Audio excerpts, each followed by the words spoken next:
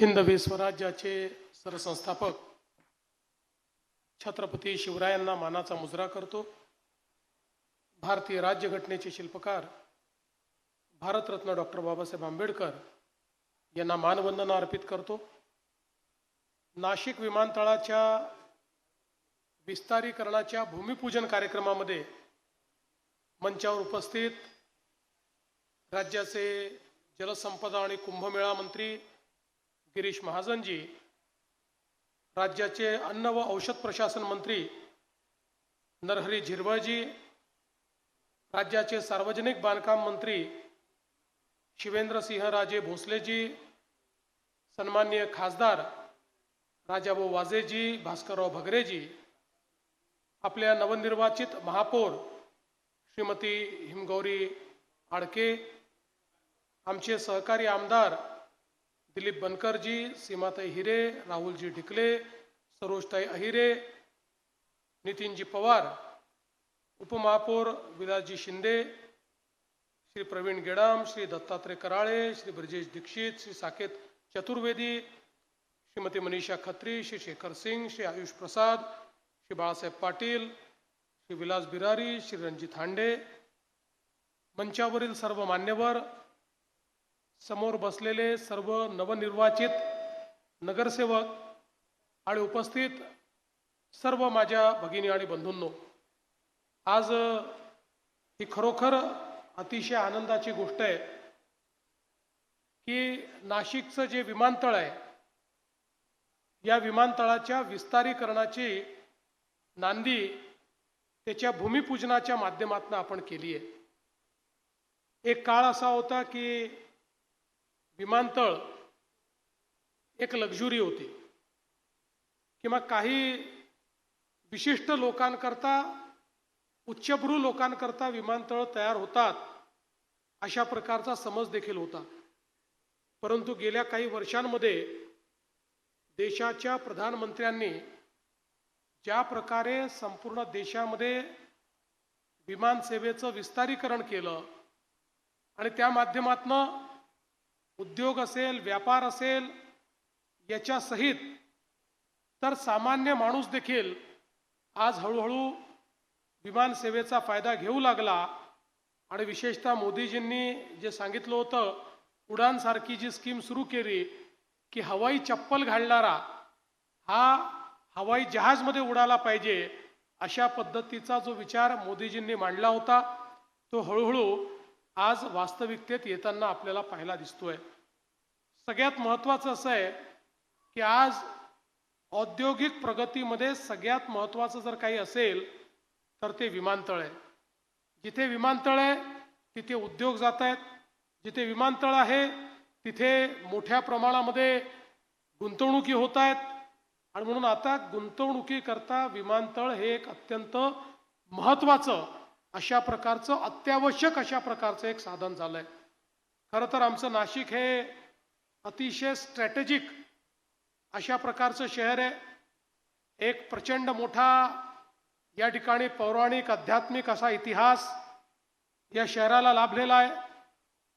नाशिक आणि त्र्यंबकेश्वर कुंभाकरता तर प्रसिद्ध आहेच, पण त्याही पेक्षा महत्त्वाचं म्हणजे आपल्या सर्वांचे आराध्य दैवत प्रभू श्रीरामचंद्र यांनी मोठा काळ या ठिकाणी वनवासामध्ये वास्तव्य केल्यामुळे त्यांच्या पदस्पर्शाने पुनीत झालेलं आणि श्री हनुमानजींच्या एक प्रकारे जन्मस्थळी म्हणून या ठिकाणी आपण या संपूर्ण परिसराकडे पाहतो। आणि म्हणूनच एक आधुनिक अशा प्रकारचं एअरपोर्ट असलं पाहिजे, ही अतिशय काळाची गरज आहे। कुंभमेळा तर आहेच, कुंभमेळ्याकरता मोठ्या प्रमाणात नागरिक येणारच आहेत, कारण आपल्याला माहिती आहे की माननीय मोदीजींच्या नेतृत्वामध्ये आज आपण देशामध्ये जे सांस्कृतिक पुनरुत्थान पाहतोय, त्या पुनरुत्थानामुळेच आपण बघितलं की नुकतंच प्रयागराजला झालेला जो कुंभ आहे, या कुंभमेळ्याने सर्व रेकॉर्ड तोडले आणि प्रचंड मोठ्या प्रमाणात त्या ठिकाणी लोक पोचले। कदाचित प्रत्येक घरातनं कोणी ना कोणी त्या ठिकाणी पोहोचण्याचा प्रयत्न केला आणि जगातला सर्वात मोठा आध्यात्मिक मेळा अशा प्रकारे त्या कुंभमेळ्याचं जगाने वर्णन केलं.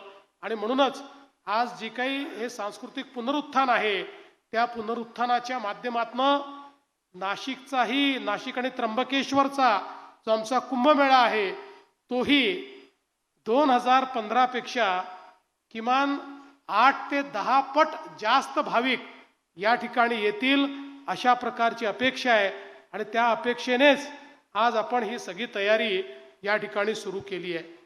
आपण जर बघितलं तर हे जे विमानतळ आहे या विमानतळाला साधारण 2023 साली 1 लाख प्रवासी होते आणि 2025 साली ती संख्या 3.4 लाख प्रवाशांपर्यंत पोहोचली. म्हणजे जवळपास 2 वर्षामध्ये 3 पट प्रवासी या ठिकाणी वाढले. आणि आपल्याला कल्पना आहे की मोठ्या प्रमाणात कनेक्टिव्हिटी विमानसेवा देखील वाढली. खरं तर आता नाशिकमध्ये वेगवेगळ्या जी काही शहरं आहेत त्या शहरात विमानसेवा सुरू झाली आहे, पण तेवढीच मोठ्या प्रमाणात मागणी देखील या ठिकाणी आहे.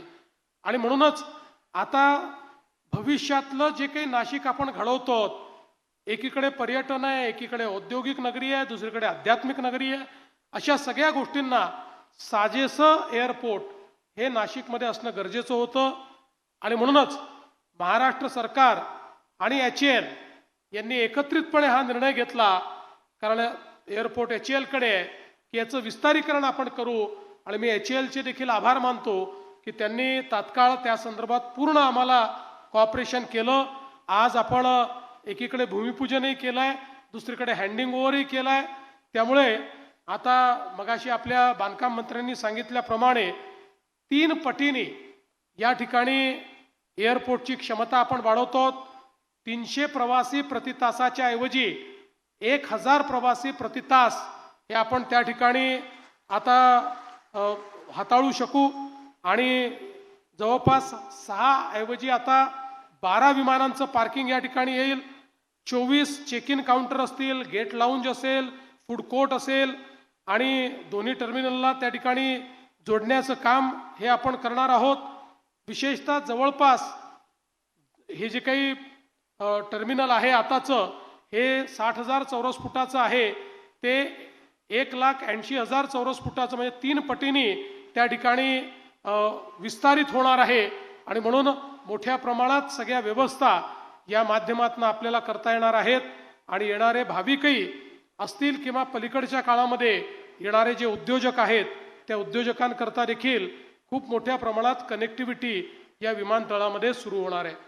आपल्याला माहिती आहे की या सुविधांमुळे विशेषतः आपला जो नाशिक जिल्हा आहे हा जिल्हा हॉर्टिकल्चरच्या क्षेत्रात आणि भाजीपाल्याच्या क्षेत्रामध्ये महाराष्ट्राचा एक अत्यंत अग्रणी जिल्हा आहे. आणि अशा प्रकारची कार्गो कनेक्टिव्हिटी तयार झाल्यामुळे विशेषतः जे नाशिवंत पदार्थ असतात किंवा फ्रूट्स असतात यांच्याकरता आंतरराष्ट्रीय बाजारपेठ देखील खुली होणार आहे. आणि सगळ्यात महत्त्वाचं, आता आपल्या देशाच्या प्रधानमंत्री महोदयांच्या नेतृत्वात आपल्याला संपूर्ण युरोप आणि अमेरिकेची बाजारपेठ आता त्या ठिकाणी मिळालेली आहे. युरोपशी आपला करार झालाय, अमेरिकेशी आपला करार झालेला आहे. त्यामुळे आता जी काही बंधनं या बाजारपेठेची होती ती बंधनं उठल्यामुळे मोठ्या प्रमाणात निर्यातक्षम अशा प्रकारचं काम हे आपल्याला करता येणार आहे. मागच्याही काळामध्ये मोठ्या प्रमाणात नाशिकने निर्यात केली, पण आता या व्यवस्था बदलल्यानंतर या निर्यातीला मोठी चालना मिळेल आणि त्यासोबत औद्योगिक विकासाला देखील चालना मिळेल. मोठ्या प्रमाणात HAL मुळे तर संरक्षण क्षेत्रामध्ये आज ज्या प्रकारे आपलं जे काम या ठिकाणी चाललेलं आहे आणि ज्याला आपण संरक्षण क्षेत्रातलं आता जे काही प्रोडक्शन आहे त्याच्यामध्ये HALच्या माध्यमातून मोठ्या प्रमाणात प्रोडक्शन सुरू झालेलं आहे. नवीन चांगल्या ऑर्डर्स मिळालेल्या आहेत ज्यामुळे रोजगाराची निर्मिती होणार आहे, ज्यामुळे मोठ्या प्रमाणात ॲन्सिलरी युनिट्स या ठिकाणी तयार होणार आहेत. आणि म्हणून मला असं वाटतं की एक प्रकारे आजचा दिवस हा केवळ एका एअरपोर्टच्या भूमिपूजनाचा दिवस नाही आहे, तर इथनं केवळ विमान भरारी घेणार नाही, इथनं नाशिकचा विकास भरारी घेईल, हे या ठिकाणी मला आपल्या सर्वांना सांगायचं आहे. जवळपास आपण 640 कोटी रुपये हे या ठिकाणी दिलेले आहेत आणि त्या माध्यमातनं या एअरपोर्टचं मोठ्या प्रमाणात आपण विस्तारीकरण करणार आहोत. मला हे सांगताना आनंद वाटतो की आता गेल्या काही वर्षामध्ये आपल्याला कल्पना आहे की सुरुवातीच्या काळात नाशिकचं औद्योगिकरण झपाट्याने झालं, पण ते औद्योगिकरण काही कारणाने थांबलं होतं. पण आता मात्र पुन्हा एकदा आपलं नाशिक हे औद्योगिक गुंतवणुकीचा हॉटस्पॉट झालेला आहे आणि मोठ्या प्रमाणात गुंतवणूक या ठिकाणी येते. आपल्याला माहिती आहे की मागच्या काळामध्ये आपण जवळपास 50,000 कोटी रुपयाची गुंतवणूक ही नाशिकमध्ये आणली आणि आताही डावोसमध्ये ज्यावेळेस मी गेलो होतो, यावेळी डावोसमध्ये आमच्या उत्तर महाराष्ट्राच्या 5ही जिल्ह्यांमध्ये आपण गुंतवणूक आणली.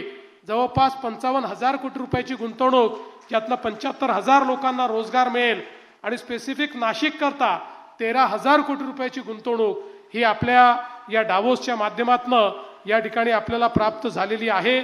आणि मला विश्वास आहे की पुढच्या काळामध्ये ज्या प्रकारे मोठ्या प्रमाणात इंटरेस्ट हा या ठिकाणी आपल्याला पाहायला मिळतोय, आपल्याला कल्पना नसेल पण नुकताच एक नवीन रेकॉर्ड नाशिकने केला आणि विशेषतः नाशिकची जी महिंद्राची या ठिकाणी फॅक्टरी आहे, यांनी देशामधला एक सर्वात मोठा एक्सपोर्टचा ऑर्डर मिळवला. त्यांची जी बोलेरो गाडी आहे, 35,000 गाड्या या एक्सपोर्ट करण्याकरता आता त्यांना ऑर्डर त्या ठिकाणी प्राप्त झालेला आहे. त्यामुळे ऑटोमोबाईलच्या क्षेत्रामध्ये आता देशातलं प्रमुख शहर म्हणून आपल्याला नाशिककडे पाहता येणार आहे. अशा पद्धतीची सगळी इकोसिस्टीम ही नाशिकमध्ये येत्या काळामध्ये उभी राहते आहे आणि त्यातनं मोठ्या प्रमाणात रोजगाराची निर्मिती देखील होते आहे. आताच गिरीश भाऊंनी सांगितलं, जवळपास 30,000 कोटी रुपयाची कामं आपण करतो आणि यातली सर्वात जास्त जबाबदारी ही आमच्या शिवेंद्रसिंह राजे यांच्यावर आहे.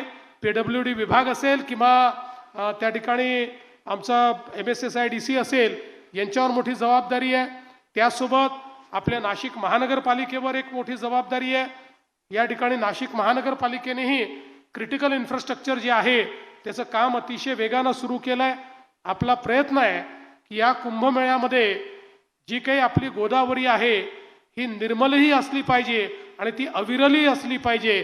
त्यामुळे निर्मल आणि अविरल गोदावरी करता त्या ठिकाणी जाणारा थेंबन थेंब हा ट्रीट होऊन गेला पाहिजे, अशा पद्धतीची रचना आपण केली आहे आणि त्याचं काम देखील मोठ्या प्रमाणात आपण सुरू केलं आहे.